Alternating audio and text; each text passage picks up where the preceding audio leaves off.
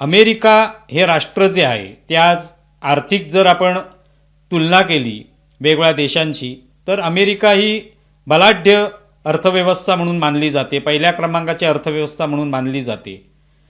आणि आत्ता आपण पाहतोय की इराण, अमेरिका, इस्रायल या युद्धामध्ये किती प्रचंड प्रमाणात खर्च अमेरिकेने केला. असं जरी त्यांची आर्थिक व्यवस्था जी आहे ती इतकी बळकट आहे की एवढा युद्धाचा खर्चसुद्धा त्यांनी सहन केला. आणि अशा या बलाढ्य राष्ट्राचे जे राष्ट्रप्रमुख त्यांच्यावर अशा पद्धतीने हल्ला होतो, त्यांना कुठेतरी तात्काळ हलवावं लागतं. आणि व्हाईट हाऊससारखं ठिकाण की ज्या ठिकाणी किती सुरक्षा व्यवस्था असेल हे आपल्याला दिसून येतं. आपल्याला कल्पना आहे, अनेक जण भारतातले लोक तिथे फिरायला जाताना व्हाईट हाऊस पाहतात, बघतात. तिथे आतमध्ये जाणंसुद्धा कठीण आहे सर्वसामान्य माणसाला.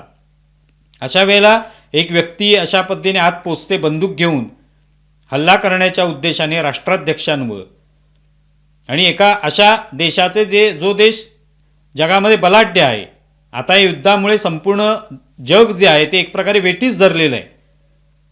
जगाची अर्थव्यवस्था जी आहे त्याच्यात उलथापालथ झालेली आपल्याला पाहायला मिळते.